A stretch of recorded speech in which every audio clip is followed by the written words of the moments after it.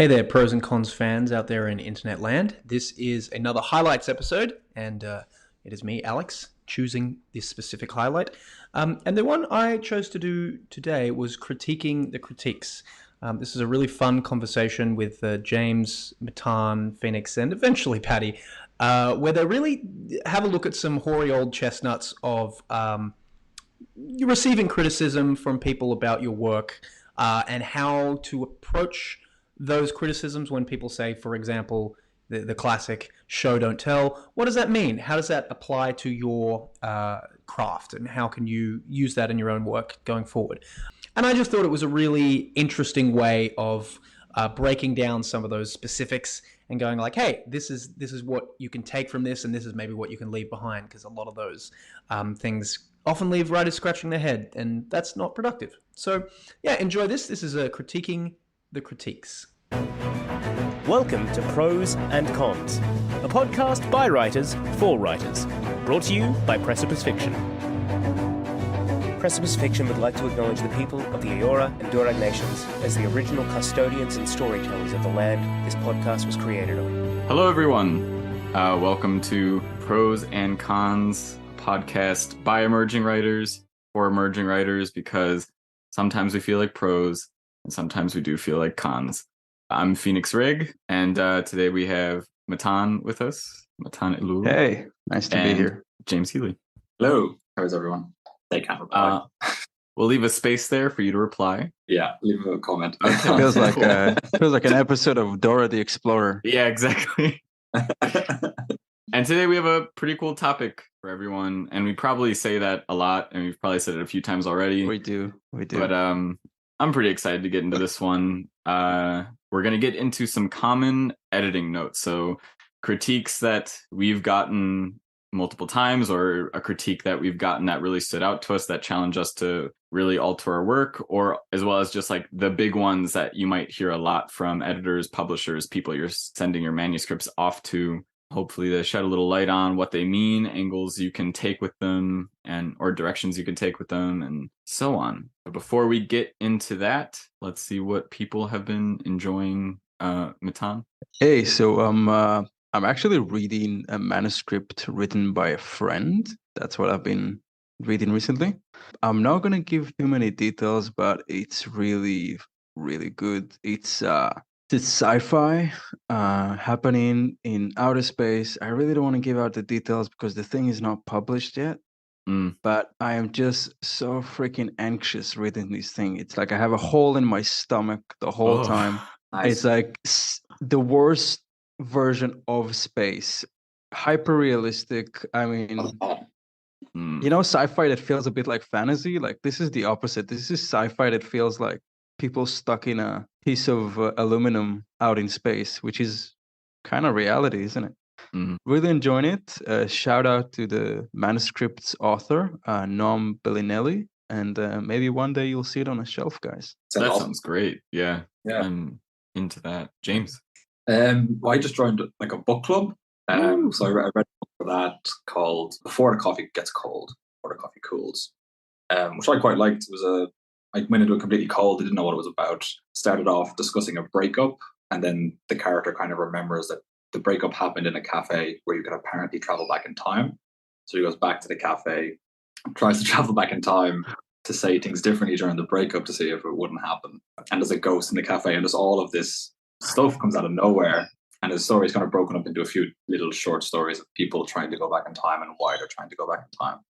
And I really enjoyed it. The people that work in the cafe are just really deadpan, just really casual about the fact that like this happens during their shift. They suddenly meet people from the future, and they kind of are just like, oh yeah, we'll just leave you to it. And there's all these specific rules about what they can and can't do. Why they can't leave the cafe, they can't leave their seat, and all this. So it's just a fun little story. I guess it was kind of about, like, thematically, it was kind of about living in the moment rather than wanting things to be different or wanting to go back and stuff like that. That's why I really enjoyed it. I feel like everybody else in the writing group didn't. So I just been sitting there being like, oh, it's lovely. I really enjoyed it. I had a great time. And they were like, none of it made sense. Why was there a ghost? They didn't really do enough with the time travel. And I was like, these are all fair points. But yeah, that was my week. Wow. Nice. It's like quirky absurdist, but not really absurdist, just like quirky. It's very quirky. Yeah. Yeah, apparently it was a play originally, a screenplay, so that's why it was all set in the cafe and stuff. Ah. Yeah, and it was set in Japan, so there was an awful lot of stuff about like commitment to others and family and stuff like that. So yeah, it was nice. Yeah. That was my week of books. So yeah. That's cool. For me, I've still been reading Frankenstein since the last episode. I was just finishing up on someone's manuscript, which was part of the inspiration for this episode. And then my partner and I have been watching Wednesday, which is I can't tell if there's a lot of hype around it or if my phone just knows I'm now watching it, because only once I started watching it did I start to see like suggestions on Instagram and stuff, and it was whatever. But I've heard it's good, but I heard it's good from like the most unexpected places and the most unexpected people. People are just kind of like, the lads I work with on site are like, Wednesday is deadly. I'm like, okay. Well, look, I haven't watched it. I haven't mentioned it. Demographic, but all right. I haven't watched it or mentioned it, so my phone, which is definitely listening to me, has no reason to show it to me. But I have been seeing it all over Facebook, Twitter. Okay. Apparently, it's the best thing since sliced bread. What do you think about it? Oh, sliced bread is pretty tight. Pretty decent, yeah. Got a good rep, yeah. It's pretty innovative. Like a top bread. seller for a long time. Yeah.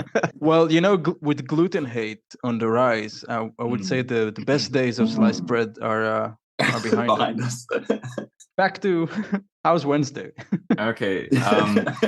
Wednesday is gluten-free, so if you are gluten intolerant, you can watch the show. That's fine. It's a show? Good. It's a show.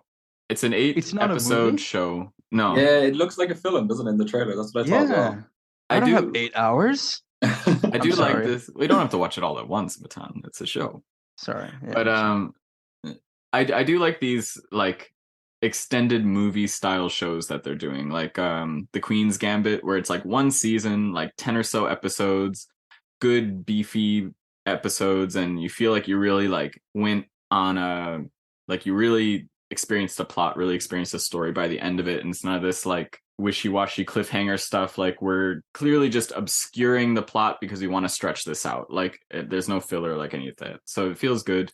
I wouldn't say it's doing anything crazy innovative. Like it's just like, Addams Family is an existing IP. The genre is murder mystery with a bit more like macabre element added to it, but it's murder mystery done really well. Like there are spooky scenes. There are things that really have me on edge. I am very curious about what's going to happen. Like the characters feel good.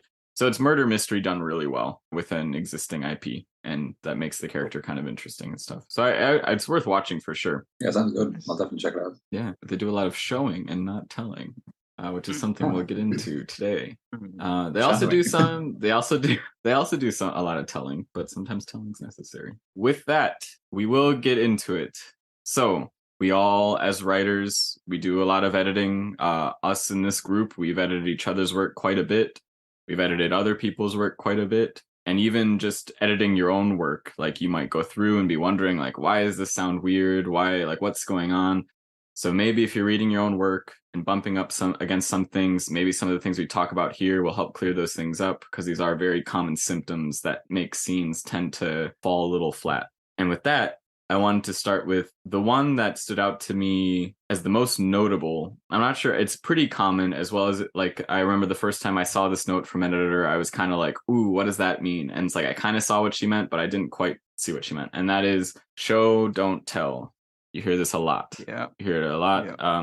A lot of genres. It's not writing specific either. You can do a bad job of showing and not telling, even in a movie or in even a visual medium. It has nothing to do with being able to see anything.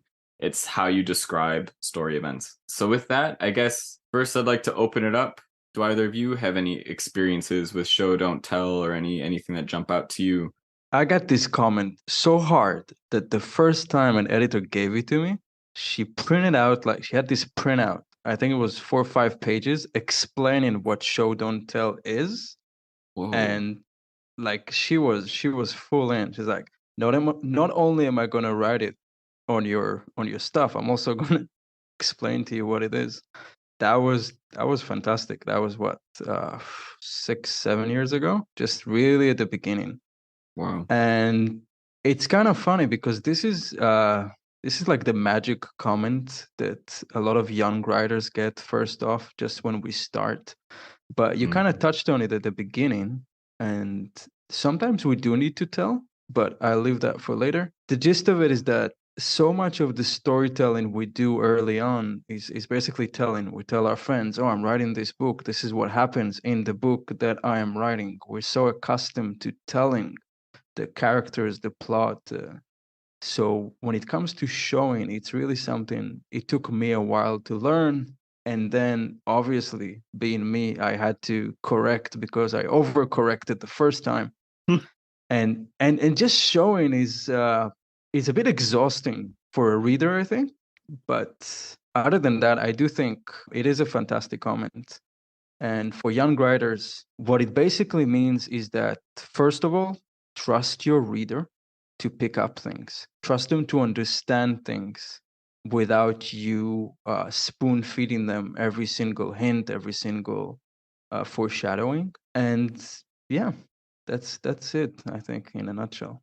Just trust. I had an experience where in my early writings, I tended to trust a little bit too much. And I really was like hesitant to give exposition on things. That's not to say I didn't still fall into the trap of telling and not showing, but I did. I tended to just leave my prose way too sparse and expect too much to be implied.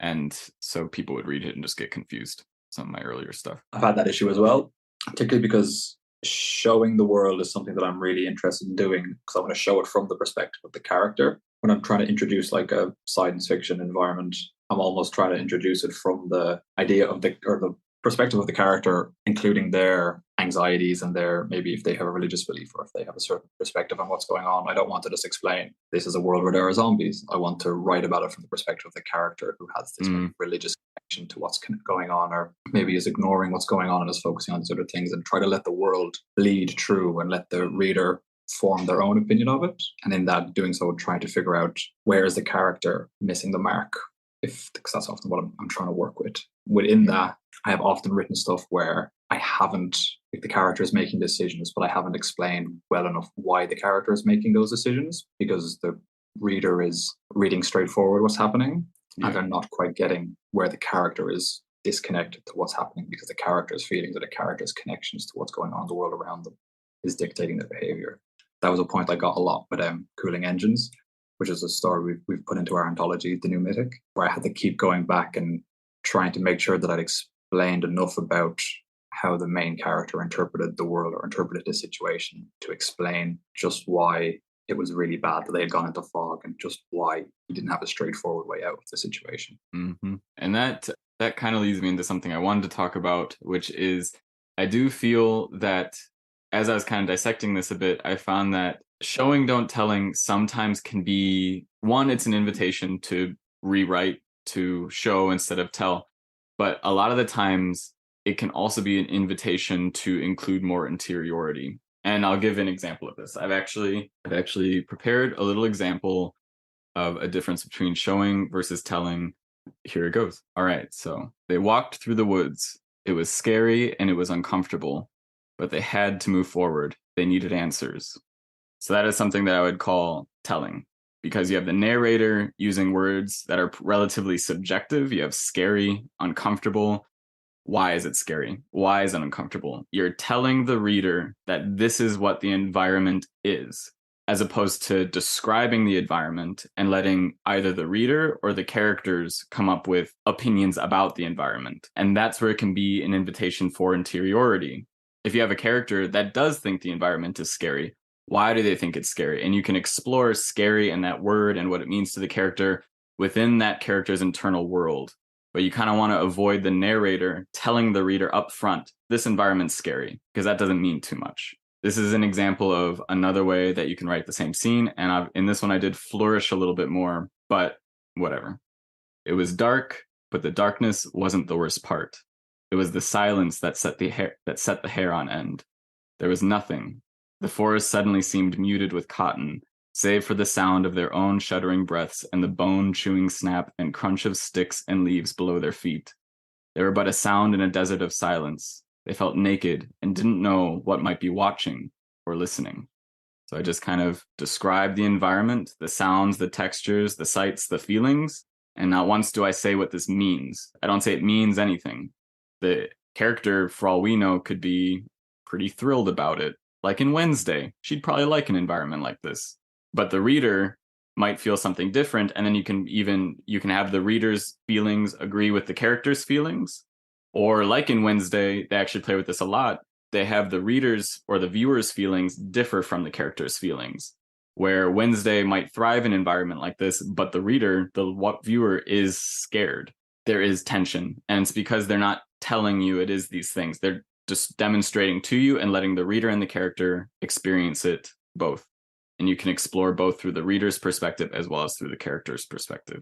And so anything to take away from that, I would say watch subjective wording in narration. And that's a very big blanket statement. It might not apply to everything, but as just kind of something to watch out for if you're starting out and want kind of something to keep in the back of your mind. If you're getting really subjective with your narrator and just telling the reader what things mean, you might be stepping into telling territory. Something to keep in mind. Something I do. Go ahead. Something I do in first draft is a lot of telling, because I might bring characters into a setting and then I'll over explain each part of the setting. And it'll probably be very subjective because I'm forming the idea of it in my head and I'm getting at the details. In the novel I'm working on at the moment, I've kind of written half of it first draft. I'm kind of going back and doing a little editing here and there and looking at which character is now interpreting the environment and how are they interpreting the environment differently from the other character. So while I've got all the details there of the little village that they're in and all the huts are on kind of stilts because it's very muddy and there's a lot of rain, I've got all those little details in, but I'm changing them around for each character. So each character each character looks at a hut and sees something slightly different depending on their background and what they're bringing into the situation. So I'm trying to do that to give it more like personal texture and also kind of show, not like it is like descriptive stuff of the environment, but it's more of a showing the character's mindset and the character's perspective and stuff like that. So I think that was a great breakdown of show don't tell. But just to zoom out a bit and look at the bigger picture, maybe this is going to be a really crappy analogy, but I almost look at show don't tell as like the first gear of a car. It's the most powerful one. Like if you're going uphill, you got a big incline or a steep decline, you need that powerful gear to hold the car to deal with it. But what you give away is basically pace. You're slowing down. Everything goes slowly. Let's focus on the woods, on the sound, on the creeping, on all that kind of stuff. But when you look at the big picture, you gotta pace a story. And I think if we're talking about editing specifically, whenever you're giving your friends, your editor, whoever a page to scrutinize, maybe you'll get a lot more comments that lean towards show me, don't tell me. But maybe if you give them a whole chapter, like 6,000 words, suddenly the telling would be looked upon much more positively because it moves the story along. So that's something to remember. I think that showing is usually better, but especially if you're writing long form, if you're doing a novella, if you're doing a long short story, if you're doing a novel, you do need the telling because that's your fourth, that's your fifth gear. Now, you can't rush your way through an entire novel. You do need to slow down in key moments. But I think the balance, obviously, a horror short story will have a lot more showing to try to kind of get the tension through. But maybe something that's more plot heavy will have a bit more telling to move things along. That's a good point. So like we said before, sometimes there are times to tell, sometimes there are times to show, and it is that zooming out to zooming in. If you're going into a scene, into an environment, into a character's mind in a moment, that's prime opportunity to show because you're looking directly through someone's eyes or you're looking through the narrator's eyes and trying to anchor the reader into a place and time. But sometimes when you do need to cover a history or like give context to the greater world, you do just need to tell it. You can't because if you were to place the reader in every single one of those things, then those would all be scenes, broken down scenes, and that becomes an entire book just to give the history. I do that in my story. That's enter Elias Schmidt in the anthology. The entire opening it's a quick breakdown of a history. It's a lot of telling. And I try to do it in a way that makes sense and is entertaining and like has some feeling to it and purpose to it. Sure. And that's, if you're going to tell, it's just it has to be intentional. But there are times for it for sure. On what you're saying about when is a good time to tell, what I often try to do is give the information when the reader will kind of feel like they want it or feel like they need it. So you try to set up the expectation or set up that there's some information that the reader needs because the character is making decisions based off that. And then you offer that information as exposition when it feels like the answer to a question. If you can also connect that to what the character is thinking at the time or what the character is feeling, then it'll feel a lot more natural. It won't feel like it's just thrown in there. True. Which again is the same comment I got with an awful lot of the exposition that I put into Cooling Engines, was that I had to connect it directly to what the character was thinking, what the character was feeling in that moment. So I had it so that he was almost trying to game out what was going to happen as he went forward, which was a great way of me just introducing the different groups and the different people that he had to try and navigate between. That's awesome. And yeah, very true. Like if your character is walking through a forest and suddenly your narrator jumps in to give some backstory about a city on the other side of the world and their fishing market, it's like, well, what does this have to do with anything? But if suddenly the narrator jumps in like, hey, let me tell you a little bit more about this forest we're currently in and a bit more of this reputation that makes it relevant to this moment, then it's like, oh, okay, yeah, this information helps. Yeah. With that, we are gonna go away, take a little break, and we might have a special guest on the other side of this break. We will see. All right, talk to you in a flash.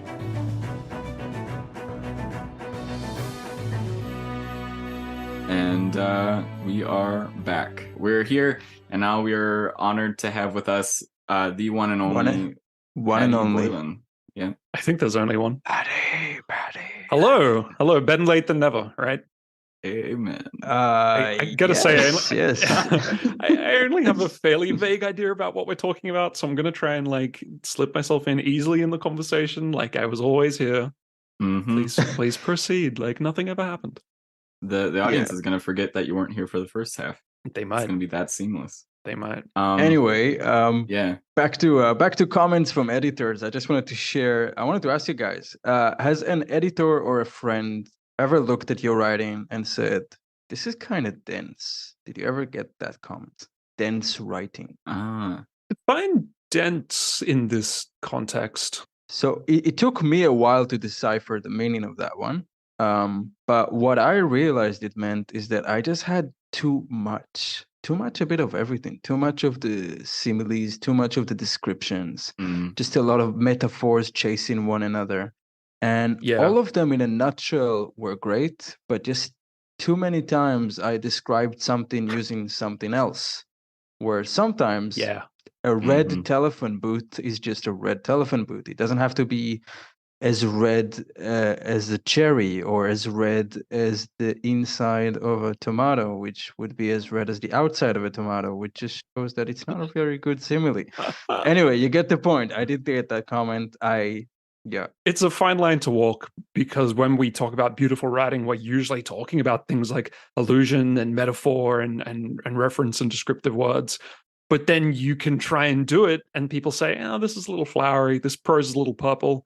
Do you guys know the phrase "purple prose"? Have you heard that? I do now. Yeah, it's just I don't know why it's purple. Like why that color? But I think it's when the prose is just it's a little too it's a little too pretty. I think that's something I struggle with a lot, especially when sometimes you nail it and people say like, "Wow, that's a beautiful metaphor," and sometimes people are like, "Do you really have to compare A to B here?" You get that ego boost because they liked one metaphor, so now you got to give them 7 more in the next paragraph. Yeah.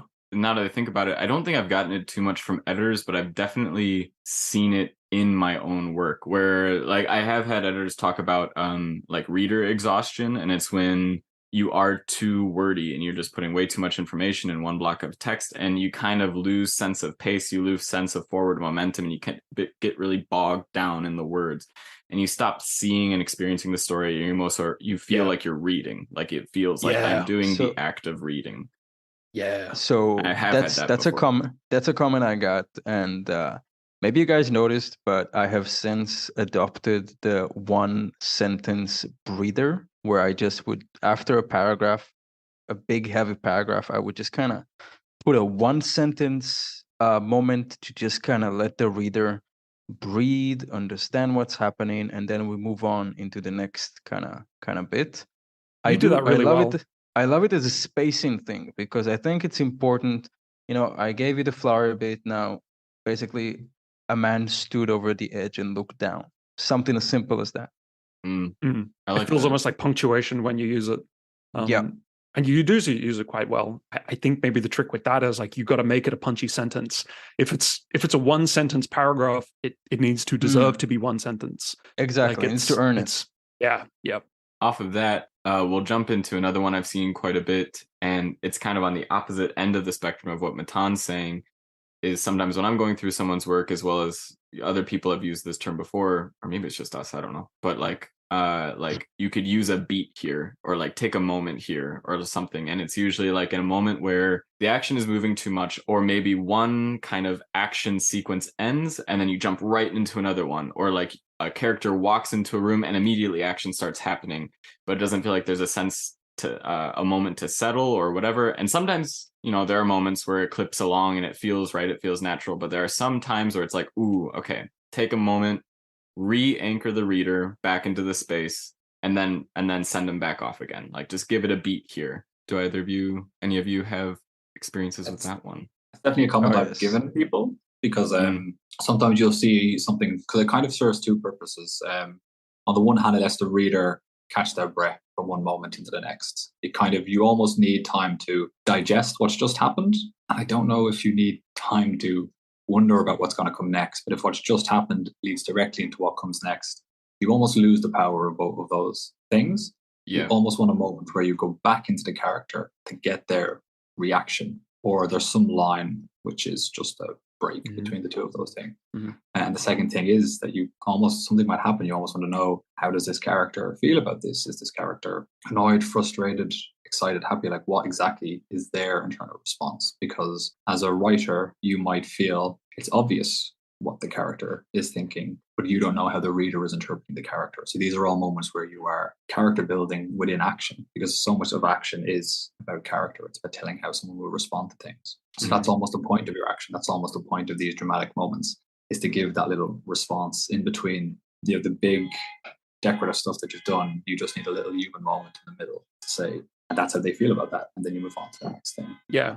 Internality, right? I think is the term. It's when you have a moment of like, you suddenly go into is that what you're talking about? Like when you go into the character and suddenly like get inside their head? It can be interiority, but it could also just be like, it could be in the middle of like, you're giving a lot of dialogue and suddenly you just break the dialogue for a second to say a car passes or something, just to give it that little like just a little breath. I really like that comment, and I really agree with what James said about it having two purposes. And I think it's such a huge part of what we crave as readers. The action is great, but personally what really draws me in is the characters and how they react to the things happening around them. So having these moments to see the impact of the action on the characters is so important.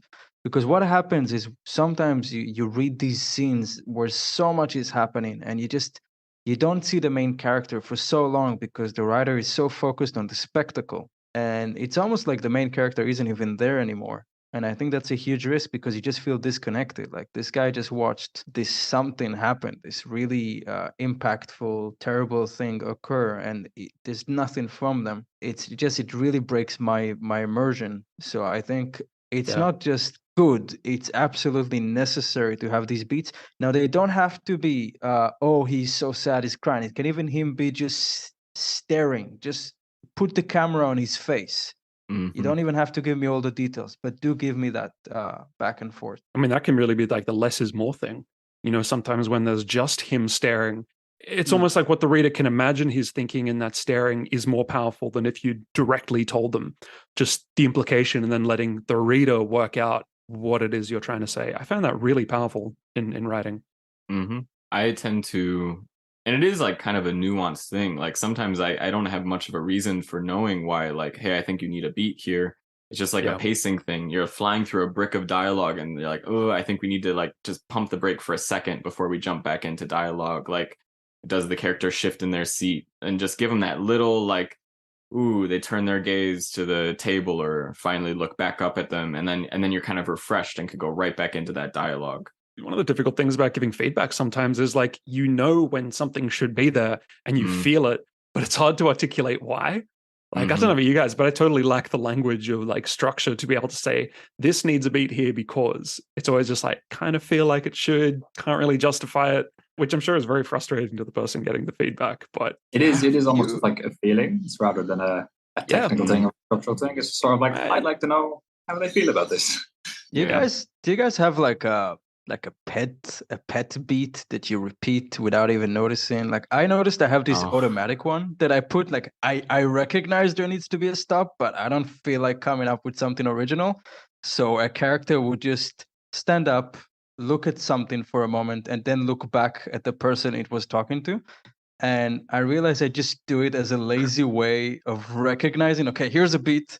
I'll come back to this never and change it into something better. Yep. But I've seen it, like some of my favorite writers have them. Like one of my favorite fantasy writers, I don't want to say a name in case he ever listens to this, but he just, every time he wants a beat, someone blinks slowly and I was about to say and blinks. It just drives me I was about to say blinks. fucking crazy. It's like, how many different characters blink slowly and smile in the middle of the most important conversation of their fucking life? I could be butchering this, but there is a podcast where someone talks about, I think, like a romance novel that their dad wrote or something like that. I think it's called Belinda right? Blinks. I think so. It's called Belinda Blinked is the name of the podcast, because he's always just like, every time he needs a beat, the character blinks. I've definitely done that. I've noticed my But I do stuff. it too, you see? I do it too. What do you guys have any confessions to make about I definitely do a lot of stomach reactions or heart beating reactions. I'm sure I know I got a lot of comments. Yeah. Before. Yeah. Now that you mention it, there are a bunch of stomach reactions. They work when they work. A few stomach things.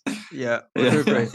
Yeah, make me queasy. I think I lean in towards like, well, it works in only select conversations, but if there's a tense conversation, I'll put in a lot of like, for a second, neither said anything, or like give it a break where I just say there's silence in the room. I really like a car past as your example before. Like, that's great. I like that too, and it just came in this moment. So use that because it implies that there's a silence without saying anything. Yeah, I'm gonna. Here's an idea for a drinking game. We write down the top 10 beats that we know, and we read something together. And every time we see one of them, we drink a shot. That sounds good. Okay. Every time somebody blinks, there's a comfortable silence, something like that. Yeah. Do we just read a novel out loud while we do it? Yeah, I'd read a novel with you guys. We could do it on the podcast. That's so cute. We don't even have to record it, you know? Yeah, let's all read a novel together. Next comment. Yeah. The next one I wanted to jump into is one, James, you brought up, was a note that sent you into a bit of I guess a lot of like positive construction. Like, it really sounded like it tapped you into something, and that was your reader wanting more emotion in a given moment. More of almost what you were talking about, Paddy, what was that word you used? Internality. I learned it for the first time in the internality. Yeah. Oh, interiority? Okay, interiority. That's what I say too. Because it was a character I've been writing for a while. I mean, it was a character who I wanted to make it a little bit unclear whether or not he was a psychopath, but I wrote everything from his point of view, and there was no real emotional reactions to anything. So it made it very difficult for that character to be particularly likable or to be particularly empathetic. He was just incredibly flat, was the information that I got back, or the feedback that I got. And I wasn't sure what they meant, because I wrote about his thoughts, and I wrote about whether he felt positive or negative about a situation, and I wrote about his fear. And they were kind of just saying that these aren't enough, just human emotions, or they're just enough texture for the character. So it kind of set me off and made me think more about how to write reactions to things. I ended up just finding a great little cheat sheet, which is basically action, reaction, decision, consequences, and new action. And you can basically just write a whole story like that. But then you have to obviously go back and strip out most of it, because you can't have a reaction to everything that happens. But there are certain points where you want to have a reaction that tells you about the character. So I do a lot of that now in my writing, where I'm trying to get really in close to the character and have their reactions being what's leading the story and leading their decisions. That's clever. Action, reaction, decision, consequence? I think that's it, yeah. So there's a great little example. Okay. A tiger jumps out of a tree, and the character, surprised, jumps out of the way. The tiger lands. Character points the gun, has a feeling, fires the gun, misses. The character has another feeling. The tiger does something, and you just block it like that. Like, you could just write about each event that happens, but it's so much more dynamic if you pause in between each well, what's going to happen? Because the tiger jumps out of the tree. Yeah. You have this beat of like the character being surprised, and then what the character does, rather than going straight from the tiger to the leap out of the way. It just broke it down like that, and I was like, yeah, that's so much better. James, I just wish you said mountain lion instead of tiger. Oh, that would have been callback. Yeah. If anyone's listening to more than one podcast in a row, Getting the deep cuts. Yeah. Yeah. I like that But it was almost a good as breakdown. you can it's good for scenes, as well as you can almost use that as a plotting tool as well. It's like, all right, what is the starting state of your world, or whatever the scene, whatever is going on? What happens? What's the reaction to that? And it's kind of like on just a macro scale, you could break down a story like that. Yeah, it's a good way of plotting your character's change. If you take it by, if you're breaking the story into chapters or breaking into scenes or events, whatever, you see how does a character change at the end of each event or at the end of each scene. And there's an argument that if the character hasn't changed, what's the purpose or what's the point of the scene? True. To go back into telling rather than showing, or sorry, showing rather than telling, that's a good way of, sometimes the change isn't necessarily for the character. Sometimes the change can be for the reader in understanding the world. In the film All Quiet on the Western Front, there is a scene where the characters arrive at the trenches and it's raining and the trenches are filling up with water. And the characters are told to basically get the water out of the trenches. So they take off their helmets and they're just throwing the water up. And the change for the character is that he's now arrived at the front and realized it's not all what he thought it would be. But what's being implied as the camera kind of zooms out is just the pointlessness of what they're doing, because you just see the water flowing in and you see them throwing the helmets up. And you're just like, it's going to have no effect. That's so pointless. And it communicates to the audience, look at the pointlessness of this. And there's a bunch of scenes that are structured that way that give you a sense of pointlessness afterwards. And that's kind of the overall feeling that you get as you're watching that film. Whoa. That's a good example of showing. As Matan was saying, you can slow down the pace, but what you can get from that is kind of tone and texture of what you're going for. So there are times to use it if you can use it well. And that's actually something I was saying before about showing versus telling, is kind of having, if your character is walking through an environment, have the narrator give the environment almost kind of objectively painting a picture in a particular way, and then leave it up to the reader to have a reaction to the environment of their own. And then it's an invitation to then give interiority of the character's reaction to the environment, but don't let the narrator tell the reader what the environment is and means.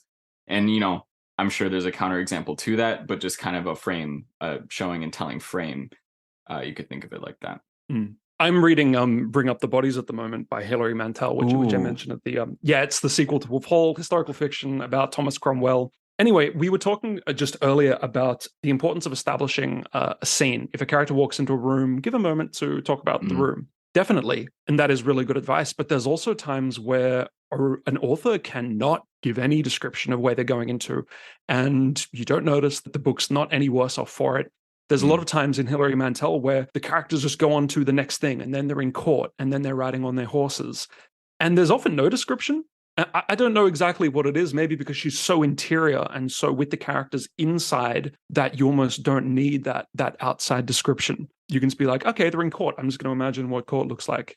It's a very fine balance that she does. But I think that when you have an established world that you are writing in, like Henry's England, you can just say the King of France, and the reader has so much information just from you using those two words. Yeah, I think that's really true. Like, that's something that I think Stephen King does a lot, because he's writing in our world. He would use a lot of metaphors like, oh, that character looked like Marilyn Monroe before JFK. And you would know what he's talking about because you have lived in this world and you know who Marilyn Monroe is. But someone like Tolkien, when he's writing his stuff, he cannot say, oh, Aragorn looked kind of like, Chuck Norris, just with a shorter beard. Yeah. Oh, he can't say that. I think that's what she did. She does such a fantastic job establishing the world in key points, and later she just kind of breakneck pace of now he's here, now he's here, now he's here. Because let's be honest, otherwise, in that time, like if she had to describe every time Cromwell is traveling 4 days to see someone, we drop the book pretty fast. Yeah. True. It would, and it's remarkable how fast paced the book is, considering it's not like a high action book. There aren't any action scenes. It's all just drama, but the pace rolls on really quickly.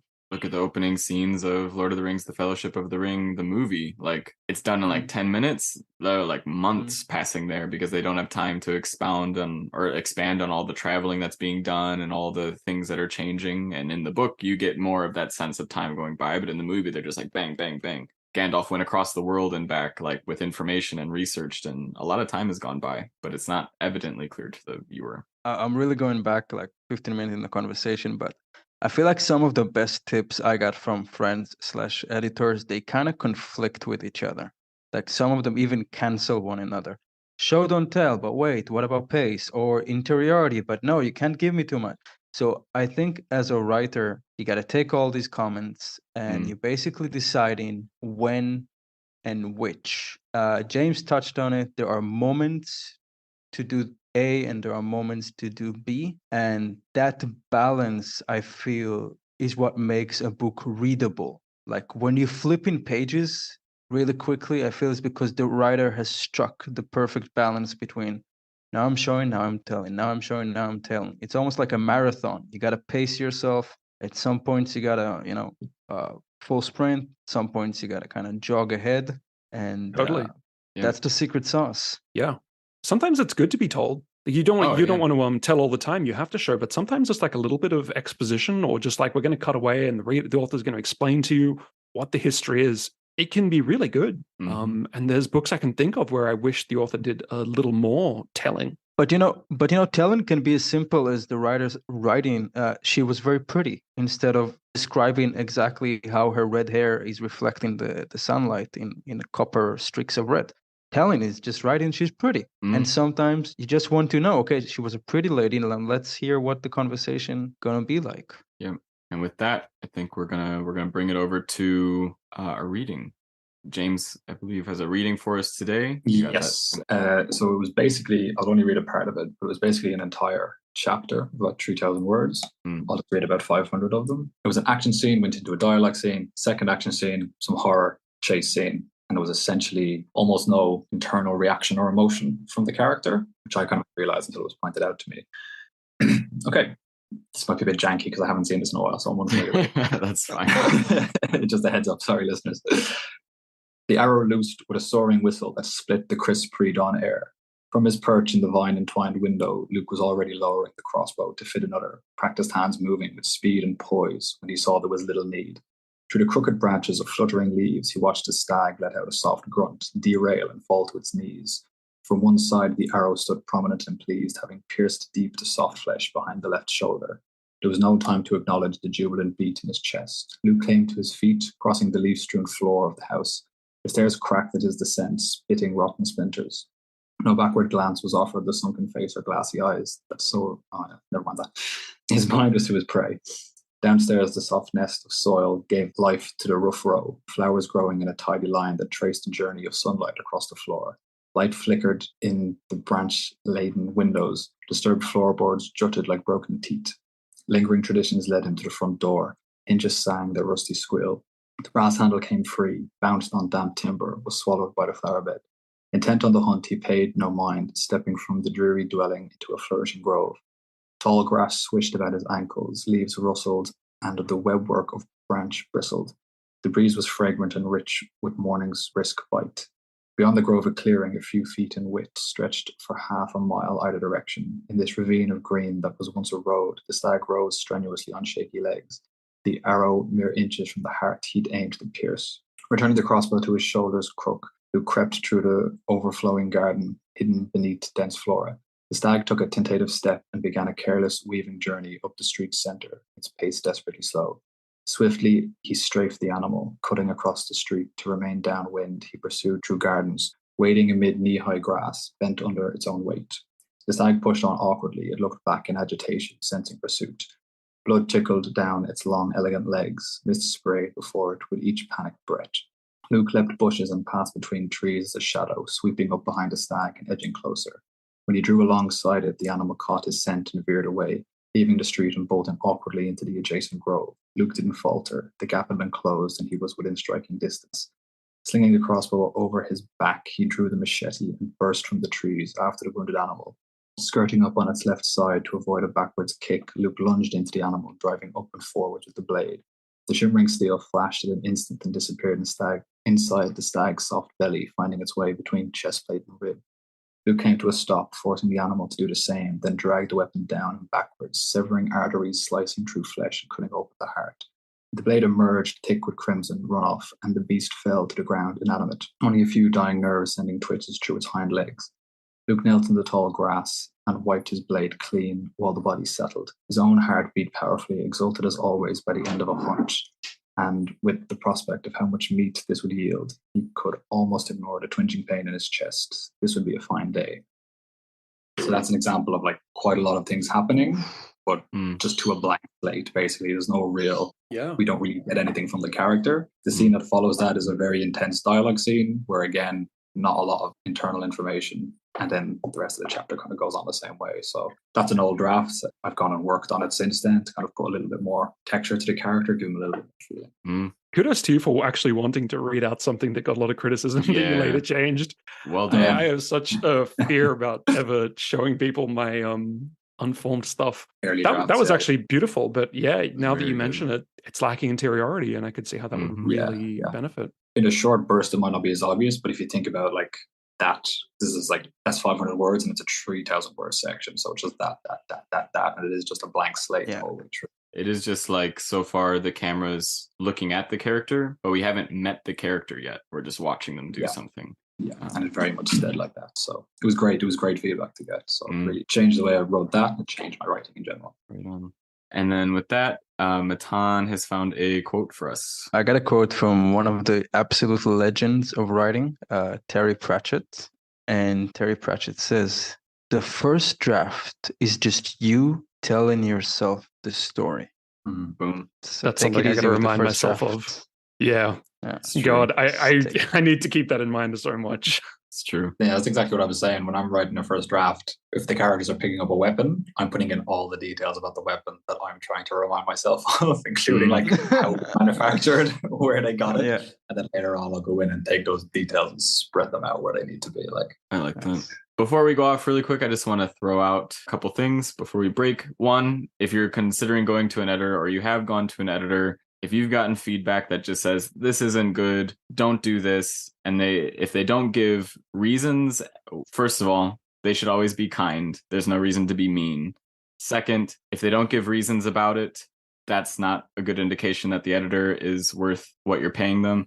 And then the third thing, I would say, sometimes there isn't always an answer for things, but at least when I'm editing someone's stuff, in those moments, I do like to say, admittedly, I can't give you a reason for this. My gut instinct is that something needs to be here. And I do admit to that. Writing is very subjective. It's your story in the end, and maybe it's your favorite story. And in the end, that's the important thing. So if your editor is coming back and just saying like, this is crap, this is not good, this is the worst story I've ever written, which I've heard some pretty bad horror stories, just throw out everything they say. Or if there is a nugget of gold in there, take that for yourself.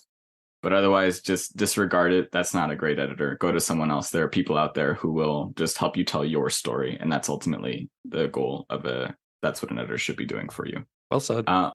Thank you. Yeah. The other thing, we just released an anthology, which if you listen to our last episode, we've been talking about. If you follow us on Instagram or anywhere, we're talking about it there too. New Mythic. It's a banging anthology. It's very good. If you like sci-fi, it is banging. If you like sci-fi and fantasy and horror and those sort of things, I can say with quite a bit of confidence, you're going to like this book. So if that's your jam, grab it. New Mythic, available on Amazon and other places too. Just Amazon. Just Amazon right now. Just Amazon for now. Amazon. But in paperback or ebook, so you've got your choice of two. Paperback, ebook. So very available on Amazon. Mm-hmm. Yes. And we're basically just charging the cost of printing for it. We just want to get it out there. We love these stories. So you just have to put a little money down for the cost of materials, and then you will have your very own copy. And with that, we'll leave it for now. Thank you all for coming. We'll talk to you later. Yeah. See ya.